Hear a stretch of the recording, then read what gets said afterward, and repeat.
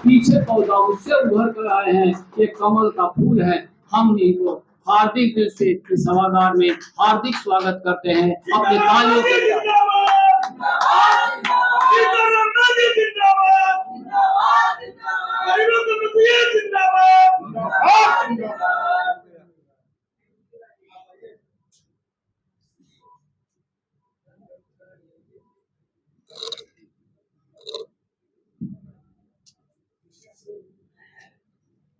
बहुत बहुत धन्यवाद आप सबों का। और हम पहले कुछ अपनी बात को कहें, उससे पहले बाबू जगजीवन राम जी और संत गाडगे साहब के चरण कमलों में अपना हम सिर को नवाते हैं और प्रार्थना करते हैं कि जिन मूल्यों को उन्होंने समाज में निरूपित किया इन दोनों महात्माओं ने, वो हमें प्रेरित करे और हम उस रास्ता पर चल पड़े। यही भगवान से प्रार्थना है। और आज समता दिवस के रूप में बाबू जगजीवन राम जी के 150वीं जयंती सह मुक्ति के अग्रदूत जगजीवन राम एवं संत गाडगे नामक पुस्तक का लोकार्पण समारोह के अवसर पर जो कार्यक्रम है, उसका आयोजक इंजीनियर राजेंद्र प्रसाद जी हैं।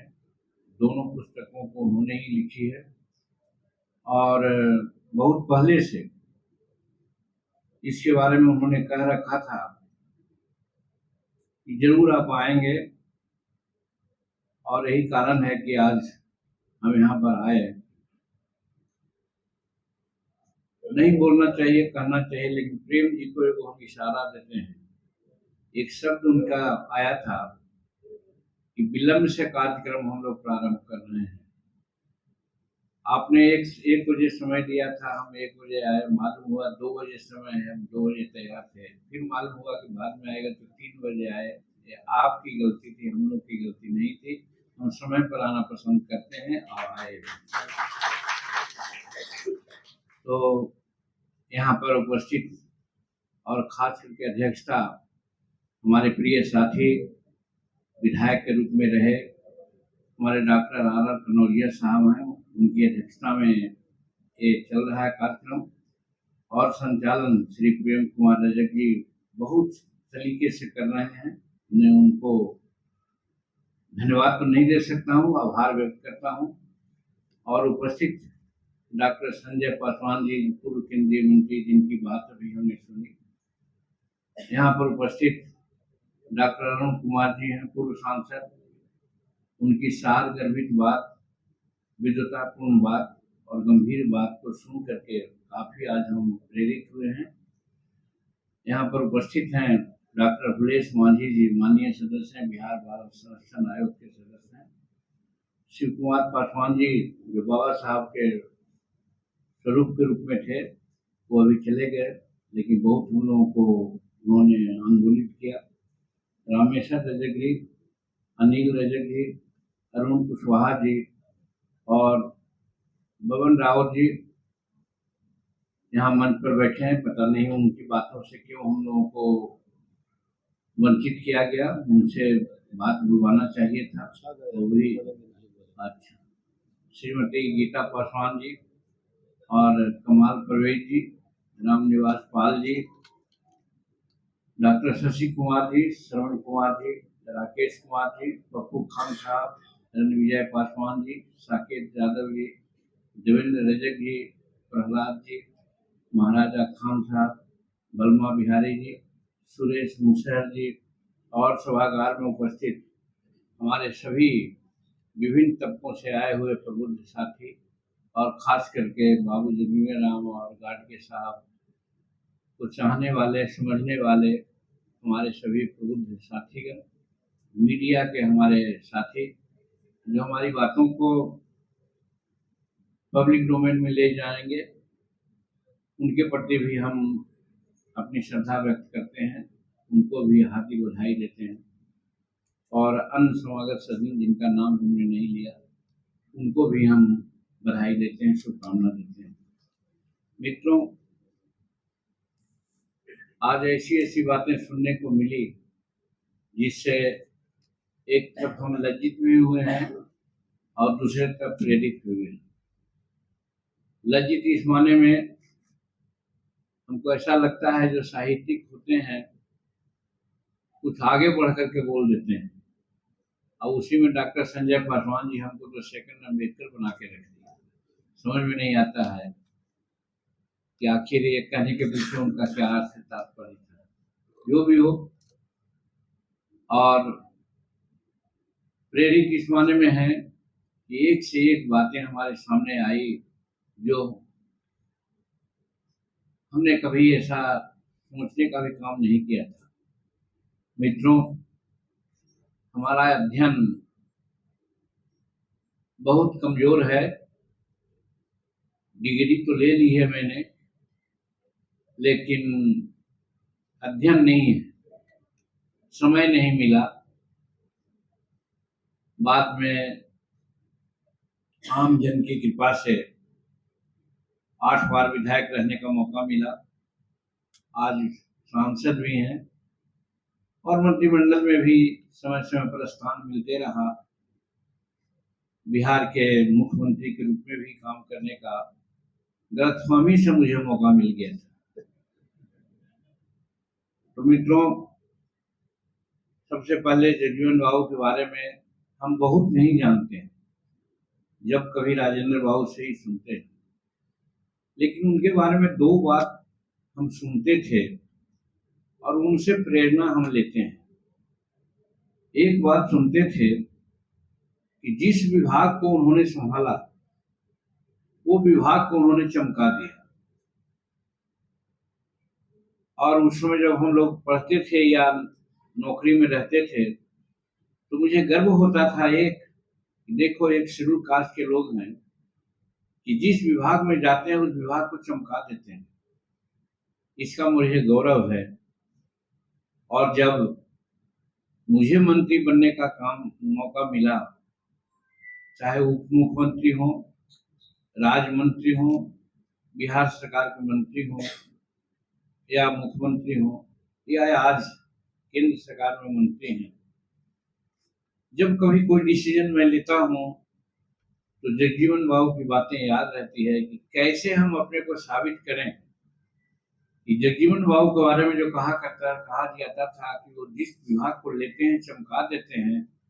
काश हम भी कुछ ऐसा करें कि लोग समझे कि जगजीवन बाबू के बाद भीतर मांझी भी कोई आदमी आया था।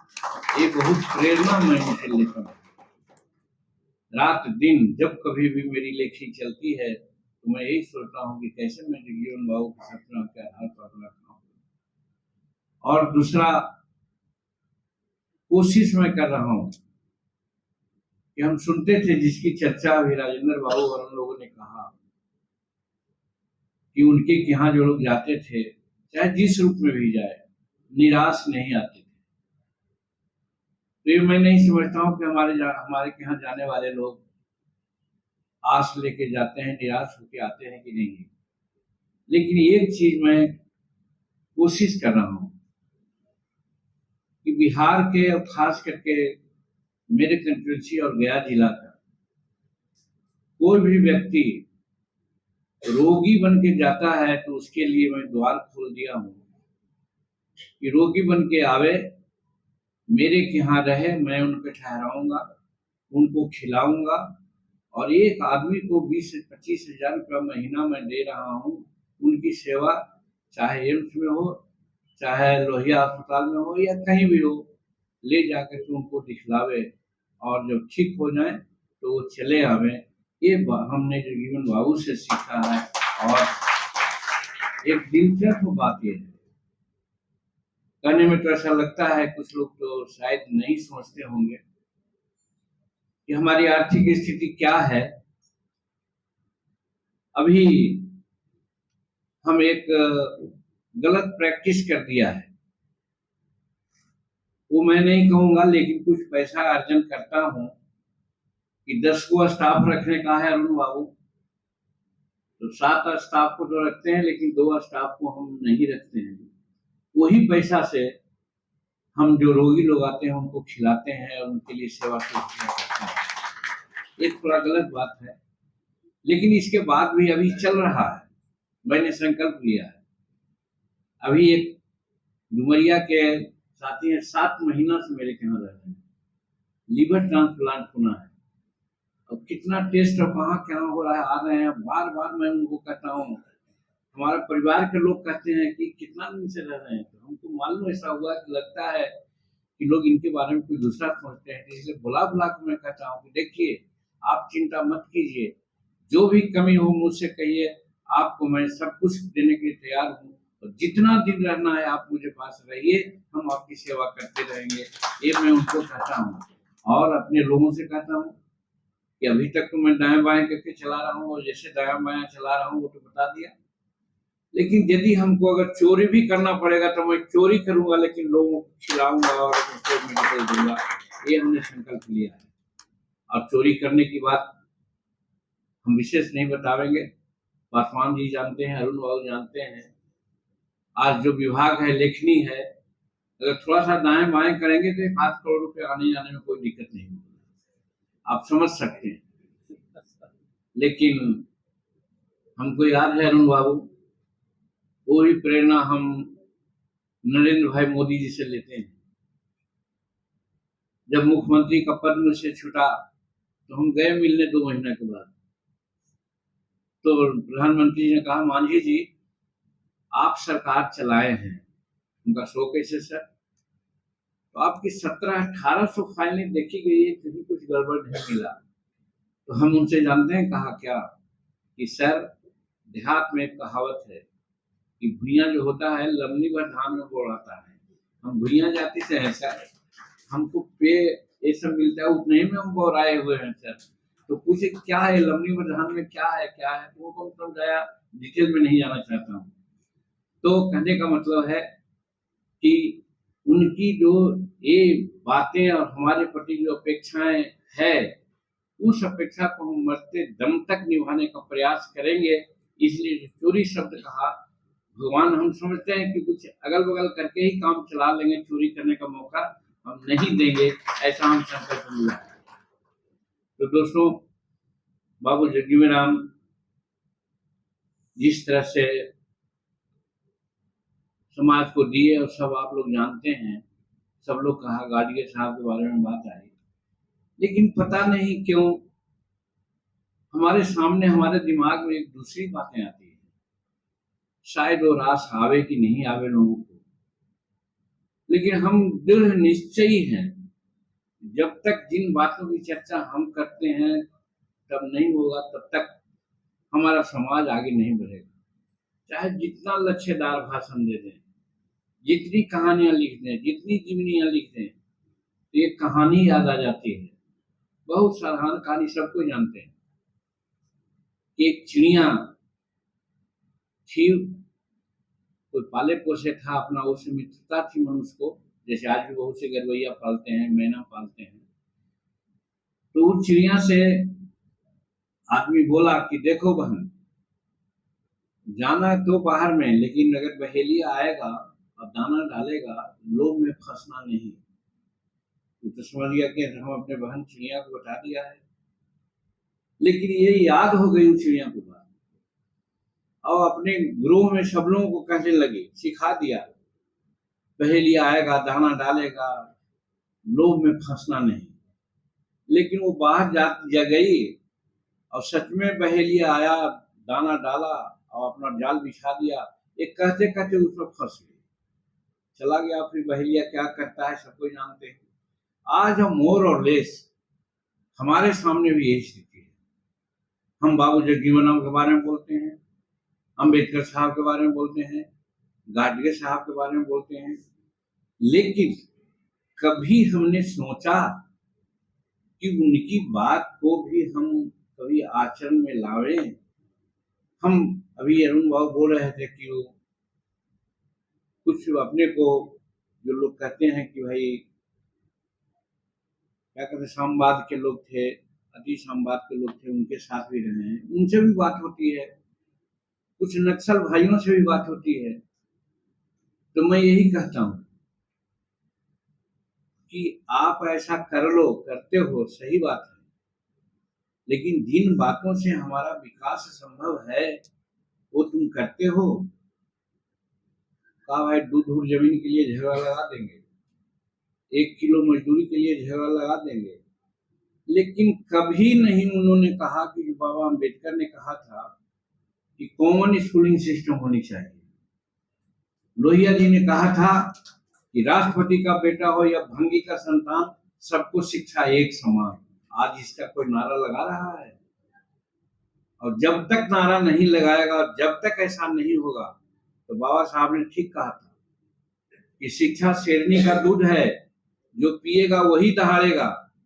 लेकिन आज शिक्षा से तो हमको दूर रखा जा रहा है, हम दहाड़ेंगे कैसे? 78 साल गुजर गए आजादी के, कहाँ विचार हमारा है? जात के नाम पर, पात के नाम पर, अन्य पार्टी के नाम पर क्या कहाँ लड़ रहे हैं। लेकिन जहां हमारा बीमारी का जड़ है उस ओर हम लोग जा नहीं रहे हैं, और बार बार अम्बेडकर साहब का नाम लेते हैं, बार बार बाबू जगजीवन जी का नाम लेते हैं, सब लोगों का नाम लेते हैं, लेकिन उसके आलोक में कोई कार्रवाई हम लोग नहीं कर रहे हैं, संगठित नहीं हो रहे हैं, आंदोलन नहीं चला रहे हैं। जब वैश्विक मताधिकार हमको मिला है, उसके अनुसार प्रतिनिधि हमको चुनना है, तो वहां पर जात पात पार्टी और समीकरण की बात करते हैं, पैसा की बात करते हैं, लेकिन हम इन सिद्धांतों को भूल करके हम मतदान करते हैं, तो फिर कैसे काम होगा? आज 78 साल गुजर गए, आज क्या स्थिति है? सब विद्वान लोग हैं। साक्षरता दर, किसी तरह से नाम लिखना है तो 100 में 80-82 जनरल लोगों की साक्षरता दर है, और शेड्यूल कास्ट की साक्षरता दर 30% था, अभी कुछ बढ़ा है 32-34%।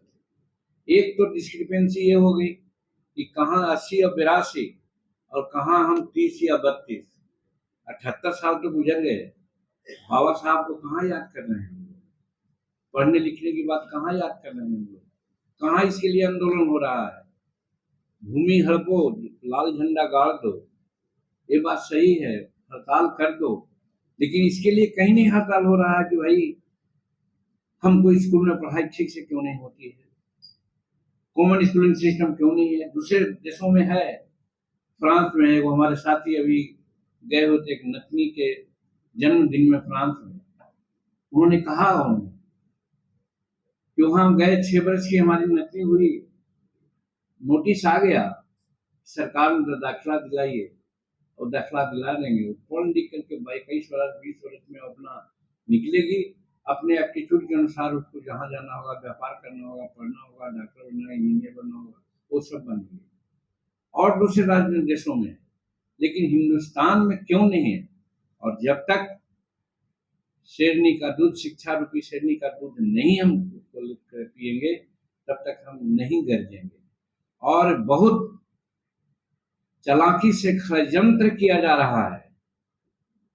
मैं सरकार में रहा हूं, आज भी मैं हूं, लेकिन मैं कहना चाहता हूं कि आज सरकारी विद्यालयों में कौन पढ़ रहा है?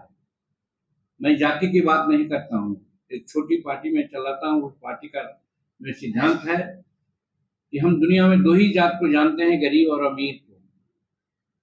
और सरकारी विद्यालय चाहे ग्राम में हो, चाहे कहीं भी हो, चाहे सवर्ण का बच्चा हो, अवर्ण का बच्चा हो, शेड्यूल कास्ट का बच्चा हो, सब गरीब का बच्चा वहां पढ़ता है, अमीर का बच्चा वहां नहीं पढ़ता। अमीर का बच्चा प्राइवेट विद्यालय में पढ़ता है, यहाँ तक कि 20 लाख 25 लाख सालाना देकर के पढ़ता है। और यही कारण है कि डॉक्टर, इंजीनियर, प्रोफेसर, न्यायाधीश वही बनता है हमारे बच्चे जो सचमुच में मिरेकुलस उनका इंटेलिजेंस है, उसके मान करके थोड़ा हम निकल जाते हैं 1-2%, 4%, लेकिन जनरली तो वही लोग होते हैं।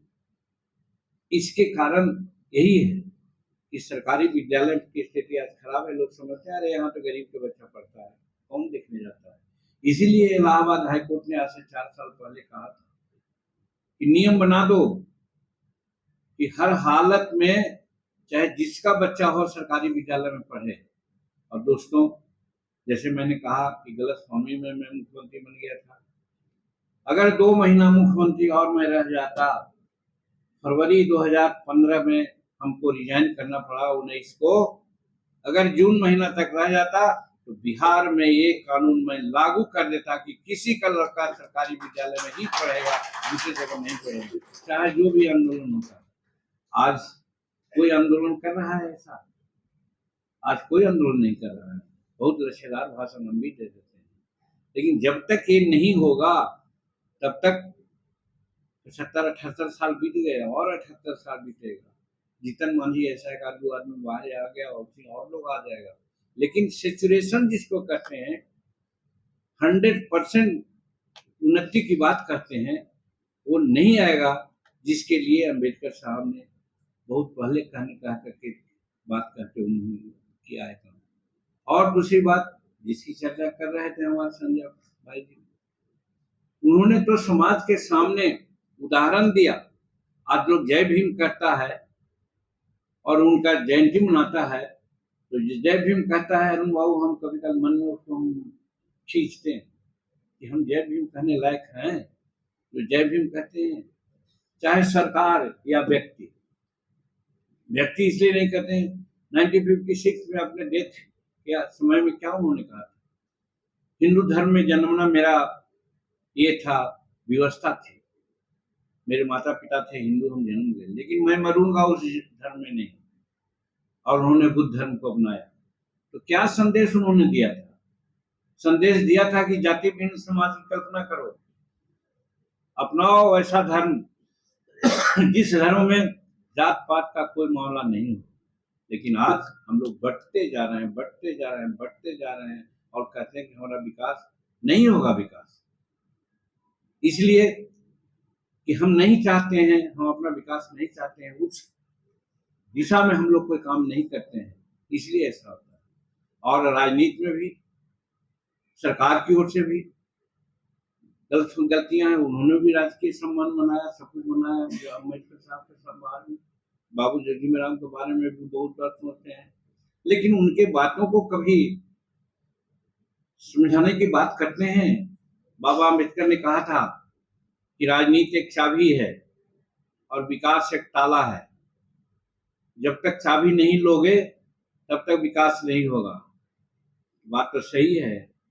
आरक्षण के बल पर हम लोग कुछ जीत जाते हैं सीट, तो क्या सरकार पर दबाव डालेंगे? यहाँ इसको अन्यथा मत मानोगे मेरे भाइयों। हम अभी कुछ दिनों से कहने लग गए, पॉलिटिकल बात नहीं, लेकिन मेरे मन पे एक व्यथा है। हम कहा अभी हम 4 विधायक हैं, हम नहीं कुछ कर पाते हैं।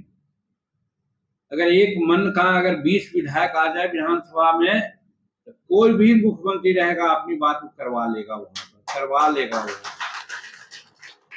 कम से कम ये भी तो सोचो, एक विचार के आदमी को 20 को 25 को तो जिताओ, 30 को तो जिताओ कि वो करवा दे। ठीक है, उन्होंने कहा मत कहो बात, दूसरे को क्यों कहते हो कि हमको बांट दिया है? नहीं बांटा है, हम अपने को बांट दिया है। शेड्यूल कास्ट में अनेकों जात वर्ण को लेकर चलते, हम हैं तो हम हैं तो हम हैं, तो हम हैं तो सबको जो है। इसीलिए मैं कहना चाहता हूँ कि अगर एक मत से, एक दृष्टिकोण से, एक समाज का जो भावना है उसको लेकर के अगर राजनीति रूप में आवे, तो हम समझते हैं कि चाहे मुख्यमंत्री कोई भी होगा, उसको वो बता देगा, कह देगा कि तुमको ये काम करना है। बाबू जगजीवन जी ने तो बहुत बात सहने का काम किया, बहुत बार उन्होंने कहा, सारी बातें हुई, लेकिन हम लोग कर रहे हैं काम। और राजनीतिक बात यदि आप कहते हैं, कोई आज तक कहता है भवन जी कि 1932 में जब पूना पैक्ट बन रहा था, तो ये तो कहेंगे तो अखबार वाले कह देंगे कि जीतन मांझी तो गजब बोल दिया, और कुछ लोग हमको अपने लोग भी गाली देगा कि आरक्षण तो हमको भीख में मिला, हमको आरक्षण की आवश्यकता नहीं थी। आज आरक्षण दे करके हमको आज ऐसा कर दिया है कि 2 दर्जे का लोग मान लिया है, चाहे राजनीति में हो चाहे सरकारी नौकरी में हो। इसलिए अम्बेडकर साहब ने वो प्रारूप में था कि शेड्यूल कास्ट के लिए राजनीतिक चाबी प्राप्त करना है तो उसके लिए सेपरेट इलेक्टोरल बनाओ, सेपरेट इलेक्टोरल। कोई पॉलिटिकल पार्टी के लोग आज बोलता है? कोई भी हिंदुस्तान में कहीं भी अंबेडकर साहब के और परिवार लोग भी नहीं बोलता है। हम कभी बोलते हैं तो हमको पागल बोलता है। हम गए थे गोपालगंज में, एक पत्रकार पूछ रहे थे कैसे आप कह रहे हो कि सेपरेट इलेक्ट्रॉन होगा, इसका फार्मूला बताओ। तो हम कहा है फार्मूला, आपको समझने का चीज है। एमएलसी यहाँ होते हैं, ग्रेजुएट कंकरेंसी का, लोकल सेल्फ गवर्नमेंट का, और एक तरह से आप 3 प्रकार के एमएलसी होते हैं। तो उनको एमएलसी में वोट देने का अधिकार होता है, एमएलए का वोट देने का अधिकार होता है। तो दो जगह वोट देते हैं कि नहीं देते हैं। उसी प्रकार से अगर शेड्यूल कास्ट के लिए कंस्टिट्यूंसी में शेड्यूल कास्ट को ही वोट देने का अधिकार रहे, अपना दूसरा वोट दूसरे को दे, तो दूसरा लोग वोट दे करके एमएलसी जिता देते हैं। और शेड्यूल कास्ट अपना वोट दे करके, जनरल वोट दे करके अपने लिए अगर वोट देता तो क्या कोई गलत हो जाती बात है? लेकिन हमारे शेड्यूल कास्ट के जितने भी नेता हैं, चाहे दिल्ली में हो यहाँ हो, कोई सेपरेट इलेक्टोरल को तो भूल ही गए हैं। तो बाबू जगजीवन राम की बात हम कहें, किताब आप राजेंद्र बाबू लिख लीजिए, बहुत लिख लीजिए।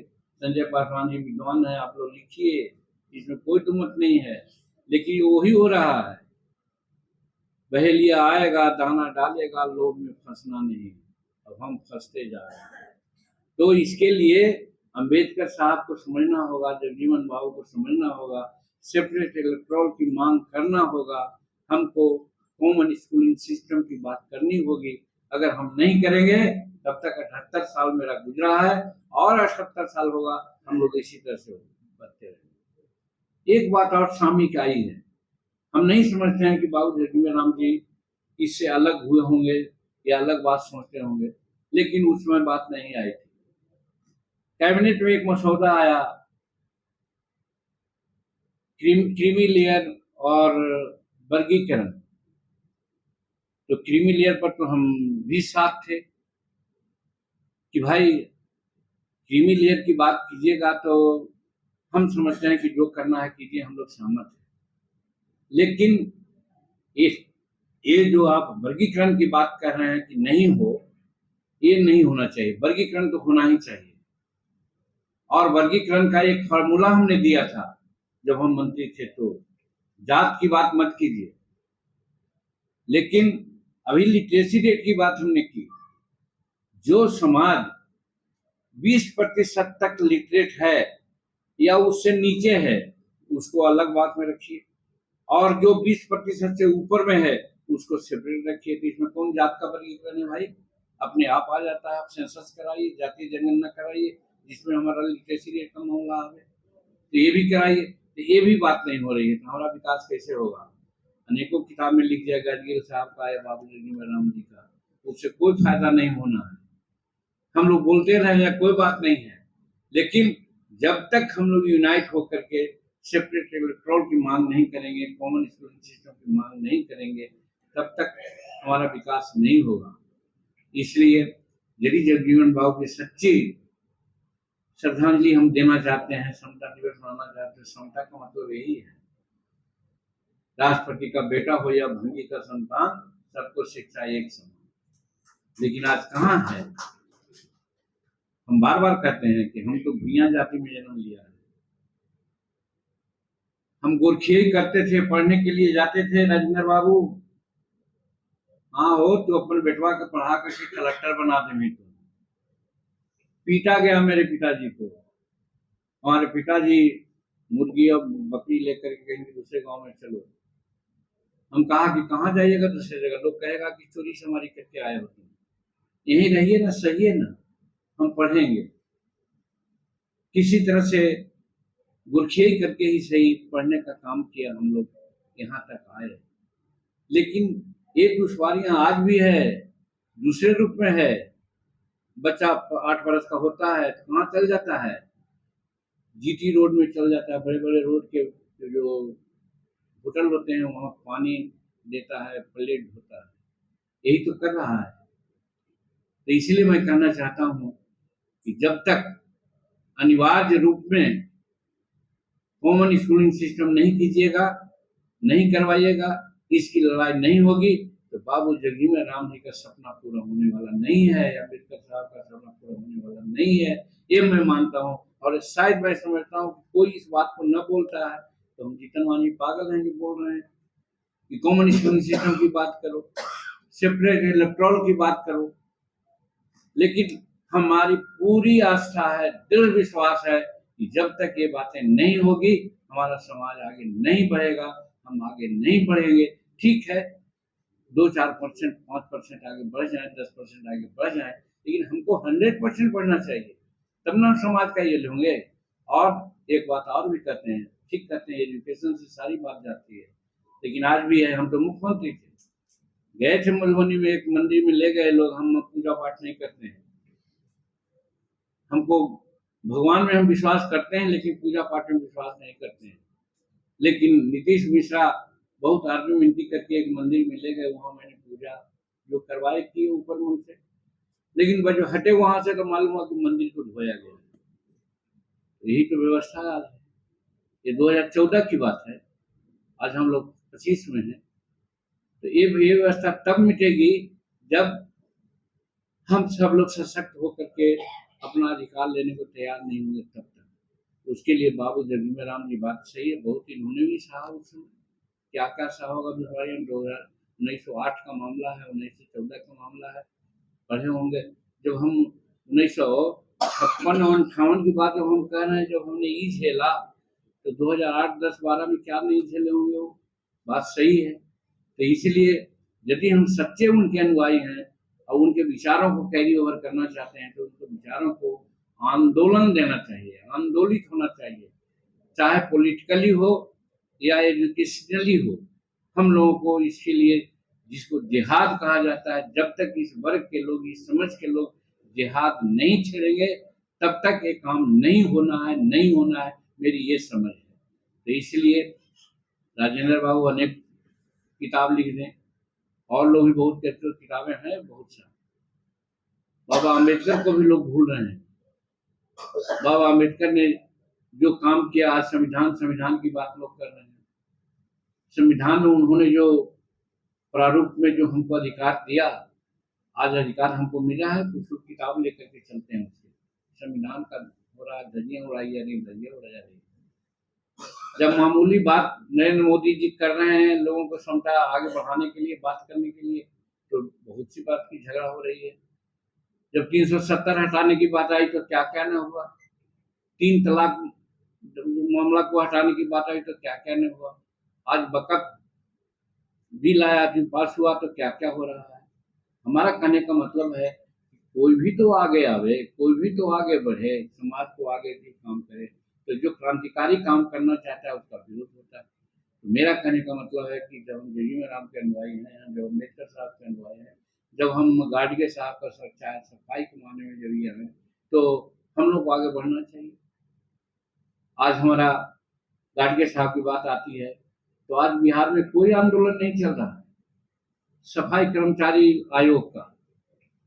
तो एक बार हम लोग मांग किया है, सड़क पर उतरे, भारत सरकार में भी हमने एक बार कहा कि साहब आप तो मनाए हुए सारी बात मनाए, लेकिन बिहार के लोग नहीं मना रहे हैं सफाई कर्मचारी आयोग। तो इसके लिए कॉमन सबको मिल करके लड़ना चाहिए, तभी हम में एकता आएगी, सभी हम लोग आगे बढ़ सकेंगे। नहीं तो ये लोग कह दिया बांट दिया है, बांटा नहीं है कोई, हम बटे हुए हैं। उसका काम तो था बांटना, लेकिन हम आज क्यों बटे हुए हैं। ठीक तो कहा अम्बेडकर साहब ने भी कहा जाति विहीन समाज की कल्पना करो, और ठीक है संजय बाबू ने। हम तो जगजीवन बाबू के इसका भी प्रारूप मानते हैं। उन्होंने अपनी बेटी की शादी कहाँ की, इंटरकास्ट मैरिज तो उन्होंने किया, प्रमोट तो किया, लेकिन उनको मानते हैं हम। तो हम कितने लोग हैं जो इंटरकास्ट मैरिज प्रमोट कर रहे हैं। और जब तक इंटरकास्ट मैरिज हम लोग नहीं करेंगे, छोड़ दीजिए आपसे बड़े लोग हैं नहीं करेंगे, आप जिस समाज में, दलित समाज में, वहां तो कीजिए। तो आपका या वो भैया है तो समाज है तो विशाल है तो पासी है तो भैया है, यहाँ तो कम से कम करके दिखलाइए, तब ना बाबू जगजीवन राम की बात हम लोग मान सकते हैं या अम्बेडकर साहब की बात मान सकते हैं। तो वो तो कर नहीं रहे हैं। इसलिए कथनी से करनी करे, तभी सारी बातें हो सकती है। करने से कहने से कुछ नहीं होगा। ऐसा डिलिब्रेशन हम लोग हजारों कर लें, कोई फायदा नहीं होगा। फायदा उसी से होगा कि मनसा वाचा कर्मणा, हम लोग जो 2-3 गो ग्रंथियां बनी हुई है, उस ग्रंथियों को तोड़ना है, और जब तोड़ेंगे तब हम राजनीतिक रूप में और एजुकेशन के रूप में आगे बढ़ेंगे। यहाँ पर भी हम अम्बेडकर साहब को पुनः याद करना चाहते हैं कि वो अम्बेडकर साहब और कार्ल मार्क्स में फर्क यही था। कार्ल मार्क्स कोई भी चीज को आर्थिक दृष्टिकोण से देखते थे। अम्बेडकर साहब का कहना था कि नहीं, सोशल और एजुकेशनली हमारा बैकवर्डनेस से दूर होगा तो हम आगे बढ़ेंगे। उस दृष्टिकोण को भी आगे अपना करके अगर हम बढ़ें और करें तो हम समझते हैं कि हमारा समाज आगे बढ़ सकता है। जो दलित समाज है, जो गरीब समाज है, वो आगे बढ़ेगा, और नहीं तो भगवान भरोसे हम लोग चुप्पा चुप जिसको कहते हैं आगे बढ़ते रहेंगे। तो बहुत आगे बात न बढ़ा करके हम कुछ बात करके अपनी बातें को कह दिया है, क्योंकि हमको विश्वास इसमें नहीं होता है। हम इसीलिए बहुत सी किताबें हम नहीं पढ़ते हैं। हम पढ़ते हैं व्यवहार को, हम देखते हैं आधुनिक जीवन में क्या हो रहा है उसको, और उसी के आधार पर में हम बोलते हैं। इसलिए एक तो समय नहीं मिला, आदत नहीं बनी, लेकिन आज भी वही आदत है कि हम किताब को नहीं पढ़ते हैं। हम गांव में जाते हैं, बैठते हैं, देखते हैं कि मजदूर कैसे काम कर रहा है, इसके घर में क्या स्थिति बनती होगी, कैसे घर चला रहा है, ये विधवा है, इसके हस्बैंड मर गए हैं, इसकी 2-2 गो बेटियां हैं, कैसे शादी करेगी, कैसे खाएगी, कैसे पिएगी, हम वहाँ अध्ययन करते हैं। आज भी गांव में हम जाते हैं तो यही अध्ययन करते हैं, और वहीं से हम कल बदल लेते हैं। हम नंदन ऑफिस स्कूल इकोनॉमिक्स में एक बार गए हुए थे भाषण देने के लिए मुख्यमंत्री के रूप में। तो एक टर्की के रेस्पोंडेंट की लड़की, वो पूछा कि सीएम आपने ब्लैक मार्केटियर्स को प्रमोट करने के लिए बोला है बिहार में, और उसमें हम बोले थे यहाँ मोकामा में ये कहीं पर छोटे छोटे व्यापारी लोग थे, उनका एक मीटिंग थी, वो बुलाए थे, तो हमने उनको कहा था कि आपकी बेटी 35 साल की हो गई है, आप उसका शादी नहीं कर सकेंगे। घर में जाते हैं तो पत्नी कहती है कि आप बेटी की शादी कब करोगे। बाहर निकलते हैं तो लोग कहता है कैसा हाथ भागी है कि 35 साल की बेटी को रखे हुए है, तो तुम्हारा जीवन नरकीय हो गया है। और अगर तुम व्यापार करते हो और बेटी की शादी के लिए अगर चोरी कर लिया है और वो केस मेरे पास आएगा तो तुमको माफ कर देंगे। हमने यही कहा था उस समय। उसी तरह से कहा था तुम्हारा बेटा 40 साल का है, उसको ट्यूबरकुलोसिस हो गया है, वो मरना आसन है, और अगर तुम व्यापार करते हो, अगर उसको बचाने के लिए तुम चोरी करते हो तो तुमको माफ कर देंगे। यही बात हमने कहा था, इतनी किताब में नहीं लिखी हुई है, एक व्यवहार से और ऐसे अनुभव से किया जा सकता है। तो नंदन ऑफ स्कूल इकोनॉमिक्स में 2 आधा मिनट कम से कम तालियां बजी थी। तो वही मैं कहता हूँ, बुकिश नॉलेज मेरा नहीं है आज। सही, आप लोग बहुत कम को ही जानते हैं। स्पीकर साहब परसों एयरोड्रोम पर मिले, वो जा रहे थे जयपुर, हम आ रहे थे यहाँ, निकल गई बात, पूछ रही हूँ कुंवर का, तो कहा, हमने कहा सर आई एम पासिंग 80, उछल गए, कहें कि 80 पार कर रहे हैं आप। हाँ 80 हम पार कर रहे हैं। तो मेरा कहने का मतलब है कि हम लोग तो 80 पार के आप क्या पढ़ेंगे, अनुभव की बात करेंगे, लेकिन हम हाथ जोड़कर समाज से प्रार्थना करना चाहते हैं कि अगर हमारी बातों में कोई दम है तो हम लोगों को लड़ाई कॉमन स्कूलिंग सिस्टम के लिए करना चाहिए, हम लोगों की लड़ाई सेपरेट की करना चाहिए। ये दोनों बात को अगर हम लोग करके आगे निकलेंगे तो हमारा निश्चित रूप में विकास संभव है, वरना विकास संभव नहीं है। इसी कहा करके बाबू जगजीवन राम जी के चरण कमलों में और गार्ड के चरण कमलों में मैं शेर को नवाता हूँ और उनके जन्मदिन पर बहुत बहुत शुभकामना और बधाई देता हूँ। बहुत बहुत धन्यवाद।